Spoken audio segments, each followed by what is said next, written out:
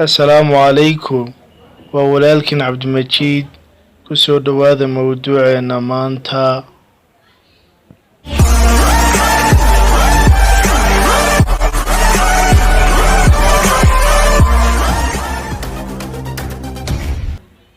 culumta faraha badan ee ay isku tilmaamaan inay reer galbeedka hoggaanka u hayeen abidkoodba ma ogtahay inay kaga horreeyeen muslimiintu oo ay ahaayeen kuwa daaha ka qaaday ikhtiraacyo badan oo ilaa maanta adduunka waxtar u leh. maanta waxaynu mawduucana kaga hadli doonaa nin tijaabooyin badan daaha ka qaaday dhinaca kimistariga.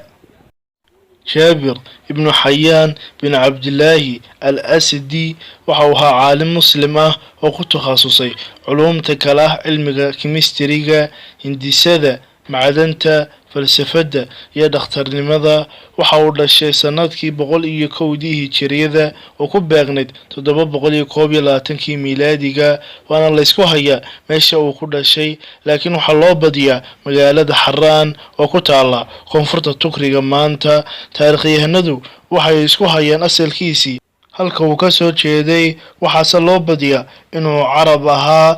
jaabir ibnu xayaan qoys asal ahaan ka soo jeeday dalka Yaman kadib firdhashadii ay qoyskoodu ka soo firdhadeen dalka Ciraaq kadib markii halka aabihii lagu dilay waxay qoyskoodu dib ugu soo laabteen dalka Yaman halkaas oo uu ku soo barbaaray oo ku qaatay waayihiisa nololeed qayb ka mid ah. intaa kadib jaabir waxa uu dib ugu soo laabtay dalka Ciraaq halkaas oo uu ka bilaabay aqoonta kimistariga oo uu ka bartay rag aqoonta kimistariga ka haystay aragtiyo keliya.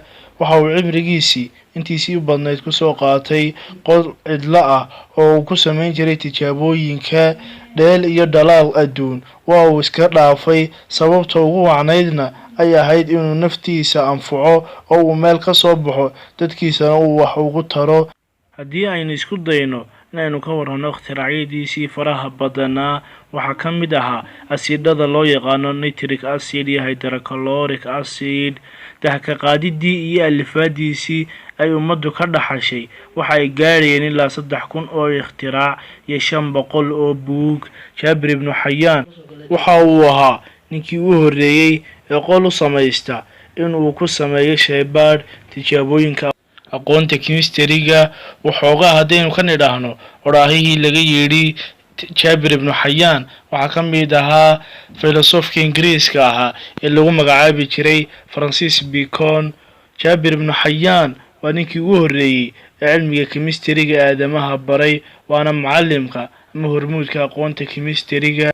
abubakar arraasi waxa uu ku sheegay dhiganayaashiisa ama buwaagtiisa mid ka mid ah jaabir ibnu xayaan waa shakhsi ka mid ah dadyoogii garaadka badnaa ee carabeed waana iftiimiyaha kimistariga. jaabir ibnu xayaan waxa uu ku allaystay oo uu ku dhintay magaalada kuufa sanadkii 197 hijriyada oo ku beegnayd 813 miilaadiga.